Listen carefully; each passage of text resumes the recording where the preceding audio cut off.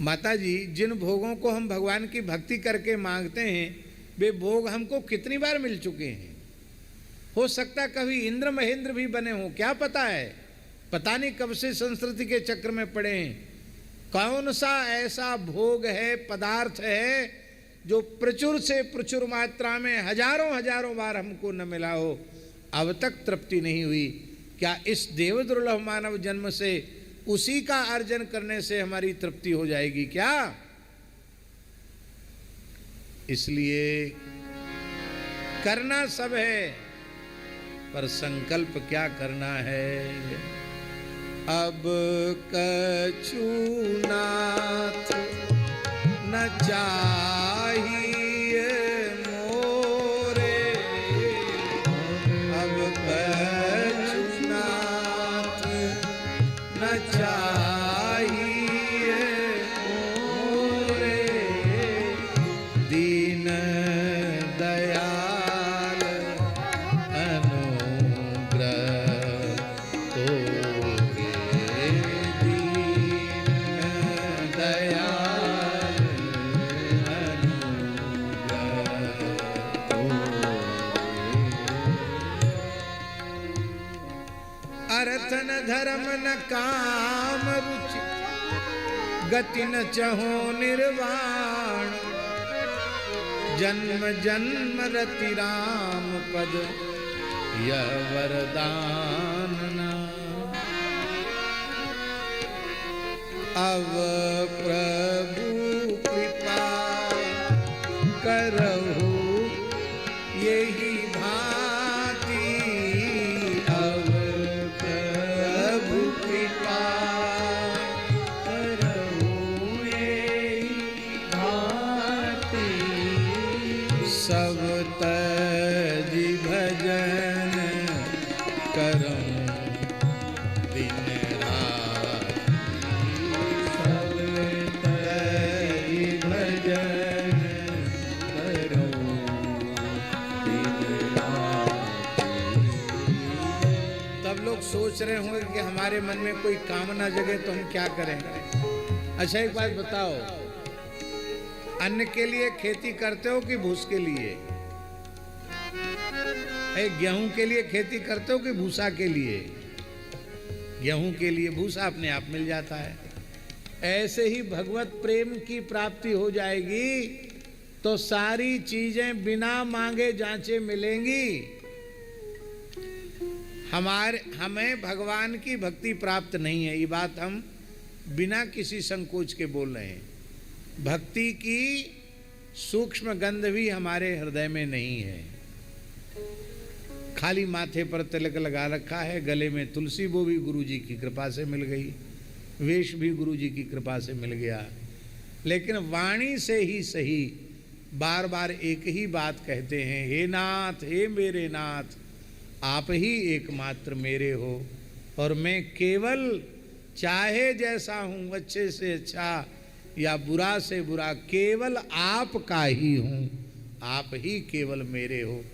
इतने मात्र से रीझकर भगवान रंगनाथ इतनी कृपा कर रहे हैं, जितना खा नहीं सकते उससे ज़्यादा भोजन दे रहे हैं, जितना पहन नहीं सकते उससे ज़्यादा कपड़ा दे रहे हैं, और आज तक किसी के सामने खर्च के लिए भी हाथ फैलाने की आवश्यकता नहीं पड़ी, न एक मुट्ठी अन्न के लिए और न एक किसी से फूटी कौड़ी के लिए। तो बोलो, बिना इच्छा बिना कामना के जीवन चल रहा है कि नहीं चल रहा है? ये सब कुछ बिना संकल्प के भी चलेगा। बस प्रार्थना ये है, भीतर से पक्का हो जाए, कुछ नहीं चाहिए। अच्छा एक बात बताओ, आपका जो छोटा बच्चा है उसकी जो आवश्यकताएं हैं उसकी पूर्ति के लिए बार बार उसे आपको कहना पड़ता है क्या? वो चिंता नहीं करता, वो तो मस्त होके खेलता कूदता है, पर माता पिता चिंता करते हैं।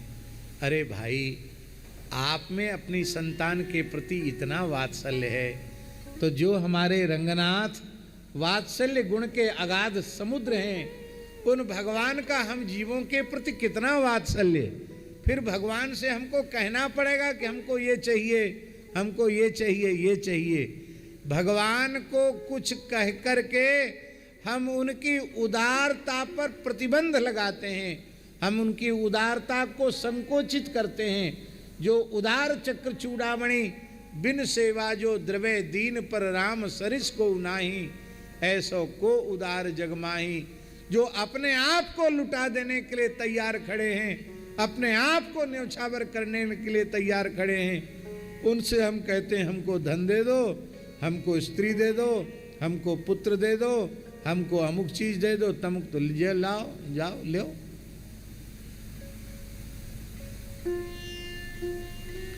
कुछ नहीं चाहिए। प्रभु, जो कुछ आपने कृपा करके हमें दिया है, हम इसके योग्य भी नहीं हैं। आपने हमारी योग्यता से हमें कई गुना अधिक दिया है। अब ऐसी कृपा करो कि सद्बुद्धि दो, जिससे आपने हमको जो कुछ सामर्थ्य दी है उसका उत्तम उपयोग हो जाए। माता जी, जीवन में किसी सच्चे संत या सद्गुरु की जरूरत किस लिए है? ये प्रश्न है।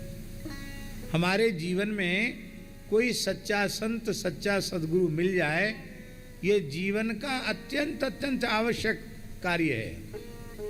ये इसलिए आवश्यक है कि यदि आपके जीवन में कोई परमार्थ पथ का प्रदर्शक सद्गुरु नहीं मिला, संत सद्गुरु न मिला, तो आपको जो कुछ भगवान ने दिया है वो सब व्यर्थ हो जाएगा और आपके पास कुछ भी नहीं है। पर आप किसी संत सद्गुरु के मार्गदर्शन में जीवन को व्यतीत कर रहे हैं, तो आपको जो कुछ मिला है वो सफल हो जाएगा। आपका मन सफल, आपका तन सफल, आपका धन सफल। हम मुंह देखी बात नहीं करते, न कर रहे हैं। माताजी को भगवान ने निमित्त न बनाया होता तो इतने लोग श्रीरंगम में आकर के रहते। ये जो कुछ अच्छे काम हो रहे हैं, ये क्या अपने द्वारा हो रहे हैं? एक सत्पुरुष की प्रेरणा से हो रहे हैं। इसलिए भगवान से कभी कुछ मत मांगो माता जी, पर एक चीज मांगो, हे नाथ, हे मेरे नाथ, जीवन के अंतिम श्वास तक किसी न किसी आपके प्राण प्यारे संत का संग हमको मिलता रहे और हमें कुछ नहीं चाहिए। संत संग दीजिए, संत संग दीजिए, संत संग दीजिए। ये प्रार्थना बारंबार करनी है। हाँ हाँ।